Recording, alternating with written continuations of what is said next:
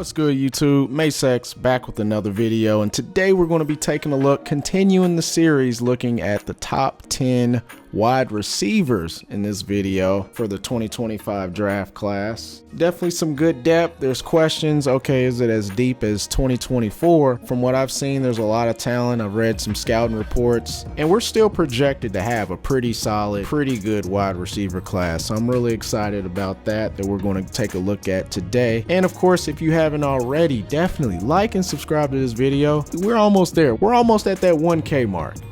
And I've said in pretty much every video that is the first milestone, and you guys are definitely helping me get there. And with your guys' support, I know I can get there. So if you haven't already, definitely subscribe. You liking also helps for the YouTube algorithm as well. But enough with all that, man. I want to take a look at these receivers, kind of take a look into the future and what to expect with some of these guys when it comes to the passing game. And let's go ahead and get things started. And without further ado, let's get to it.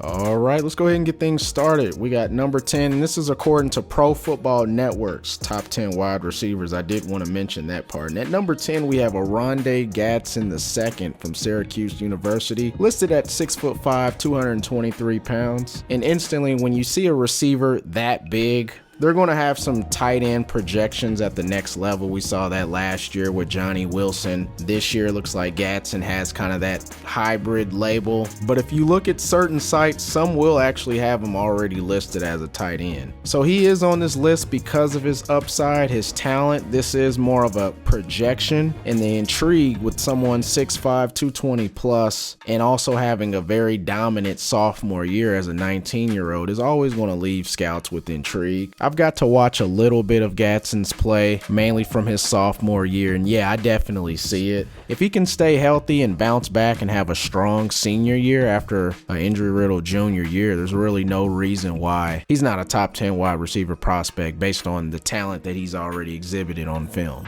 At number 9, Pro Football Network has Dane Key out of Kentucky, listed at 6'3", 195 pounds. Really productive year last year, 42 catches, 636 yards, 6 scores.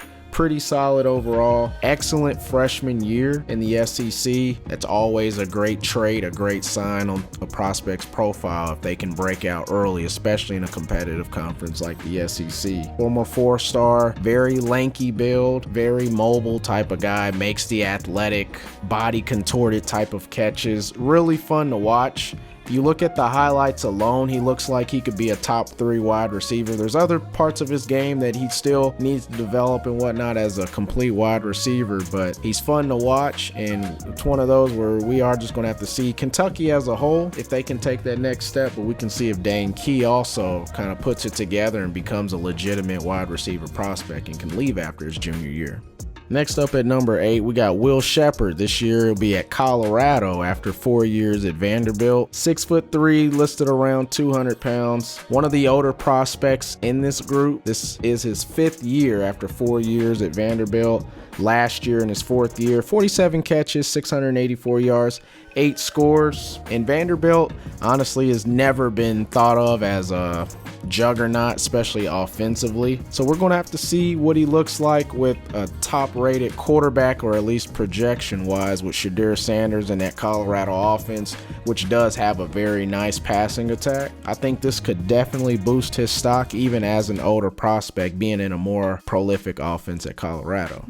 Moving on to number 7, we have another Kentucky Wildcat, and that's Baran Brown, listed at 6'1", 166. Baran Brown may be one of the fastest, if not the fastest, player in the entire class. I believe it's rumored that he runs a low 4.3 or a high 4.3, whatever you want to call it, 4.31, 4.32. It's definitely going to raise level of intrigue, I'll say, because obviously the speed can't be coached. You know, he has some Xavier-worthy comparisons to him. And I'll say Baran Brown had a great start to his college career. His first 2 years combines 93 catches, almost 1,200 yards, 8 scores, another 150 yards on the ground. And that was just as a sophomore with the rushing yards. So he's a field stretcher. He's that home run hitter. He's that guy that you gotta have multiple eyes looking on him, because he can take one to the house if he gets a little bit of room. If you're even, he's leaving. That's the type of wide receiver that he is. And you also want to get him the ball in space. He's a very exciting guy. We'll see if he can put it together. Kentucky is projected to have a pretty nice offense, particularly through the air. So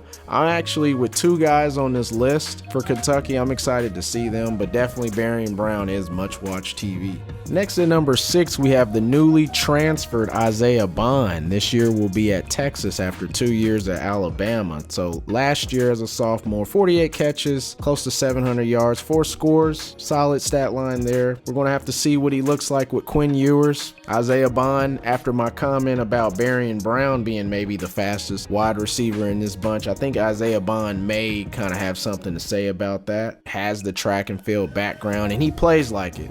High school state champ in the 100 and 200 meter. I haven't watched him as much as I want to like make a true personal analysis and opinion, but just from what I have seen, he looks more like a speed guy that's playing receiver than a receiver that just happens to have a lot of speed. But he does excel in catch and run opportunities, quick screens, and he does have solid ball tracking skills. I've seen him adjust to poorly thrown balls and having to make really difficult acrobatic like catches. So I'm not saying he's a poor receiver at all. I mean, he's in the top 10 for a reason, and I would put him in the top 10 as well. But to really be a legitimate NFL prospect, I do want to see more development out of Isaiah Bond. So we'll see how he looks at Texas. All right, so we're in Pro Football Network's top 5. And at number 5, we got Nick Anderson out of Oklahoma, 6'4", 209 pounds. I've seen him before last year. Long, lanky build. He loves the end zone. Like with that type of build and the stat line that he has on touchdowns is just ridiculous. Generally, touchdowns are extremely volatile from season to season, year to year. And I'm amazed at Nick Anderson's touchdown rate last year. I mean, only 38 catches, but he had 10 touchdowns. A little less than every 4 catches, it was a score for this guy. So he's that big prototype X receiver, and he has explosion. He's a long strider, solid route runner, but obviously with 10 touchdowns and less than 40 catches, he's the obvious red zone threat. Touchdowns are volatile, so I'm kind of curious this year what it's going to look like for him. He's one of those where he's definitely got the talent. I could see him as a legit day 2 type of wide receiver at this particular moment in time. And I said day 2, but maybe even a day 1. I mean, guys like him don't fall off a tree, so it wouldn't surprise me at all if he becomes a day 1 NFL pick next year. All right, number 4, we got Evan Stewart, recently transferred from Texas A&M. He's going to be at Oregon this year. 6 foot, 175 pounds. I guess I never realized that, but I did not know that Evan Stewart was only 6 foot tall. For some reason, I thought he was 6'3", 6'4". That was definitely an error on me. A lot of people, if you're a real big football fan, college football, you're going to know Evan Stewart for a few years now. Highly touted out of high school. Went to Liberty High School out there in Texas. 5-star guy, had a lot of scholarship offers. A lot of hype coming in from his recruiting class, and a lot of hype at Texas A&M, which that recruiting class in 2022 was deemed as the greatest high school recruiting class of all time. And to be honest, Evan Stewart started off his true freshman year balling. Honestly, he was the only bright spot for Texas A&M in 2022. The next year, his sophomore year, the good old sophomore slump, struggled a lot, and that was mainly due to injury. He just couldn't stay healthy. Aggies were definitely underwhelming again in 2023. Should be in a more efficient offense. He'll be in the Big Ten, so we'll see what he and the Ducks are going to look like. But Evan Stewart definitely has a lot of talent. He was a 5-star guy for a reason. Maybe he can have some Troy Franklin-like vibes and become, a pretty good NFL prospect when it comes towards the end of the college football season. Now moving on to the top 3, and at number 3, we got one of my favorite receivers in this entire wide receiver room, and that's Emeka Iuka out of Ohio State. Emeka Iuka was on boards last year around this time in his true junior year. Last year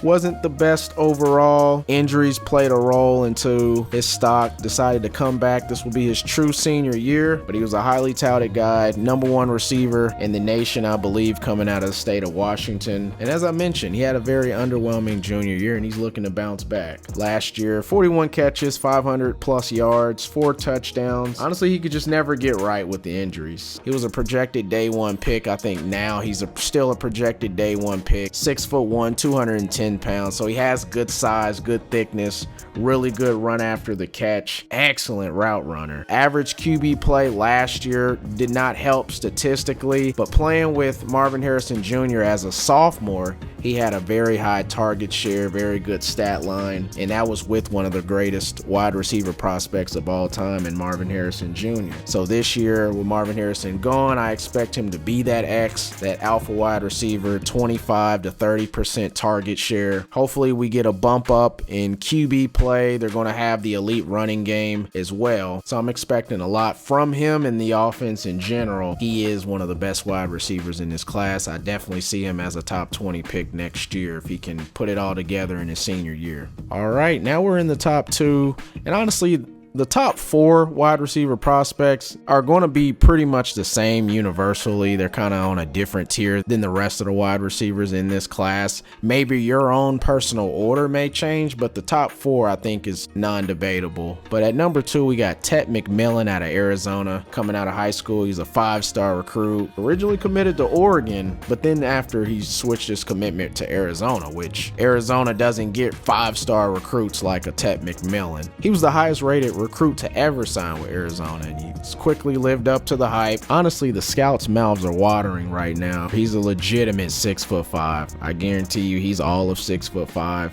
He's the unquestionable X. You know he's going to play on the outside. You throw it up, he comes down with it. Only Rome Odunze last season, who Rome Odunze was a top 10 NFL pick in this past year's draft, had more contested catches. 1,400 receiving yards. Once again, only Odunze and Malik Neighbors had more receiving yards, who both were top 10 picks. Once again, with that free-flowing size, he can create space, absurd flexibility. His bend is really nice. Once again, one of my favorite players in all of college football to watch. All right, and Pro Football Network's #1 wide receiver in this big board is Luther Burton III out of Missouri. So at this point, that's honestly no surprise. I think more sites will have Burton listed as the #1 wide receiver. When the ball's in his hands, he has a lot of similarities to Deebo Samuel, in being that I think Luther Burton is one of the few wide receivers like a Deebo Samuel that could legit take handoffs as a running back. When the ball's in his hand, I mean, he's just really explosive. He has agility, great contact balance, especially for the position. He's going to break a lot of tackles. He is the run after catch king of this class. And he's not just a gadget player that you funnel a lot of scripted touches for. He's somebody that can make plays when the ball's in his air. He's not just running drag routes and quick screens. He's out there running legitimate routes. He can high point the ball, over 5 yards per route run, which is very elite. So Luther Burton is the full package. I've seen also some Jamar Chase comparisons. We're going to have to see in Luther Burton's true junior year, but as long as he keeps his head straight and just continues to ball out, he's probably a top 10 pick next year. All right, there you have it. These are Pro Football Network's top 10 wide receivers for the 2025 draft class, and for the 2024 season, we're just going to have to take a look and kind of see how things shape out. It's always fun to watch the way too earlys before the season actually starts, and then comparing at the end of the season to see how accurate and how things are looking at that particular point in November and December. But nonetheless, if you made it this far in the video, I deeply appreciate it. And if you haven't already and you like this video, definitely like the video. But videos like this are coming. Definitely got a few more in the chamber for y'all, taking a look at different positions and just looking at scouting reports and just kind of taking a look into the projected future. But I'm gonna go ahead and let you guys go. I hope y'all have a good one, and I'll see y'all in the next video.